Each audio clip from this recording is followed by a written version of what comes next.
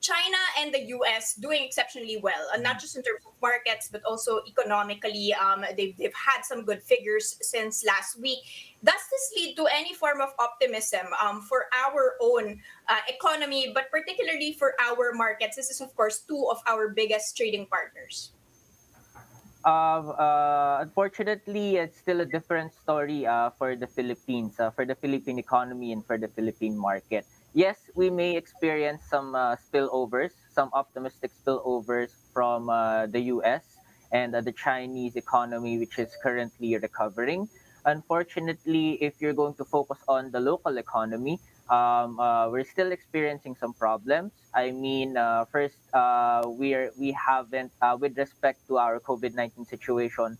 It's still the main problem here. COVID-19 cases are still rising, and the surge is unabated. If you're going to look at last week's average, it's at the case count is at 10,430 per day, which even exceeded the prior week's average of 9,898 per day. And then the Philippines has not yet learned how to maximize other forms of controlling the virus. We're still sticking with the broad-based lockdown measures, which in turn is hindering the overall capacity of the economy.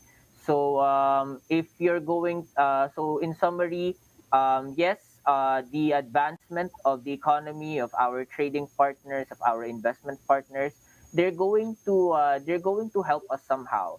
But by the end of the day, how the local economy is going to push through, how it's going to recover, it will still depend on how we're going to be able to put this COVID-19 situation under control.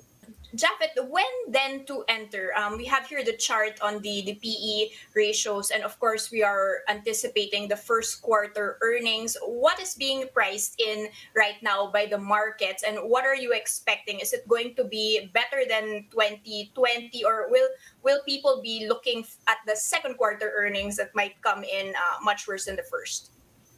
With respect to earnings, we expect earnings to be mixed the first quarter in the first quarter of 2021. But overall, we may still see a decline compared to the first quarter of 2020.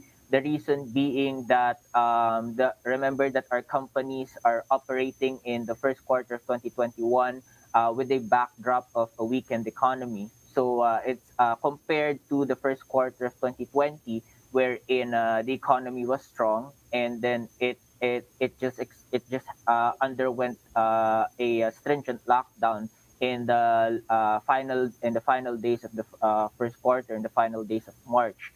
So this time, as mentioned, the companies are operating under a weakened economy, and investors are also pricing in a second quarter, which could be if you're going to do it quarter and quarter, the second quarter could fare worse than the first quarter, and this is because of the reimplementation of the stringent lockdowns in the NCR plus, which of course is expected to weigh on the operations and the profitability of our listed companies.